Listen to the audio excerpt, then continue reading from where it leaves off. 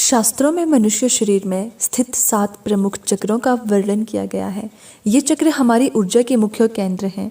जब हम इन चक्रों को जागृत करते हैं तो हमारे अंदर अनेक शक्तियाँ और गुण विकसित होते हैं।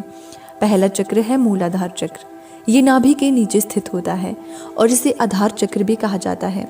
मूलाधार चक्र को जागृत करने से हम भोजन और यौन संबंधित वासनाओं से मुक्त हो सकते हैं। साथ ही साहस और वीरता भी आती है। दूसरा चक्र है स्वाधिष्ठान चक्र। ये जन इंद्रियों के निकट लगभग 4 अंगुल ऊपर स्थित होता है।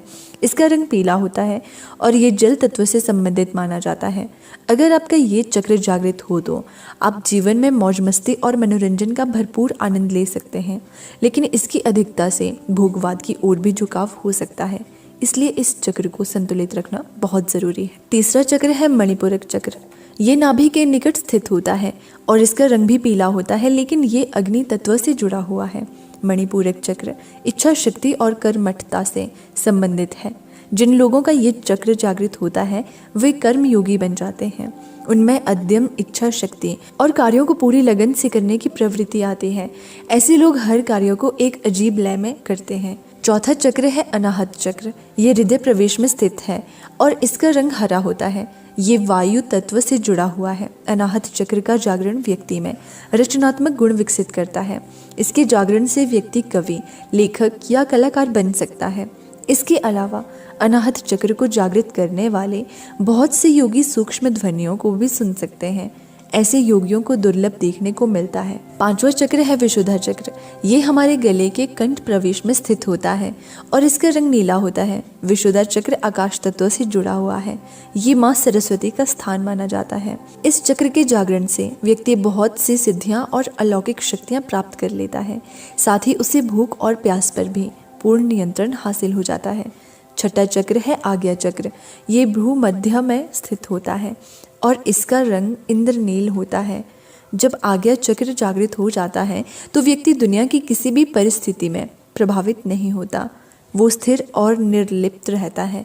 चाहे कोई भी परिस्थिति क्यों ना हो, उसका मन सदा शांत और संतुलित बना रहता है। और अंत में 7वां चक्र है सहस्त्रार चक्र। ये मस्तिष्क के ऊपरी भाग में ब्रह्मरंध्र के आसपास स्थित है। इसका रंग बैंगनी होता है। सहस्त्रार चक्र को जागृत करना सबसे कठिन माना जाता है, लेकिन जो भी व्यक्ति इस चक्र को जागृत कर लेता है वो सर्वज्ञानी बन जाता है और उसे सभी शक्तियां प्राप्त हो जाती हैं। इस अवस्था में पहुंचना एक साधक के लिए सबसे बड़ी उपलब्धि है। ये था मनुष्य शरीर के 7 चक्रों का विवरण। जैसा कि आप देख सकते हैं, इन चक्रों को जागृत करने से हम अनेक शक्तियां और सिद्धियां प्राप्त कर सकते हैं। हम न केवल शारीरिक रूप से स्वस्थ रहते हैं, बल्कि मानसिक और आध्यात्मिक स्तर पर भी बहुत ऊंचाइयों को छू लेते हैं। इन चक्रों के जागरण से हमारे जीवन में एक नया उत्साह और ऊर्जा का संचार होता है। भोजन और यौन जैसी वासनाओं पर नियंत्रण मिलने से हमारा मन शांत और स्थिर रहता है। साहस और वीरता से हम चुनौती का डटकर सामना करते हैं। मनोरंजन और कर्मठता से जीवन में संतुलन बना रहता है। रचनात्मक और कला के प्रति रुझान से हम खुद को व्यक्त करना सीखते हैं। सिद्धियां और अलौकिक शक्तियां प्राप्त होने से हमारी और दूसरों की भलाई हो सकती है। स्थिरता और निर्लिप्त से हम दुनिया की उथल पुथल से अछूते रहते हैं।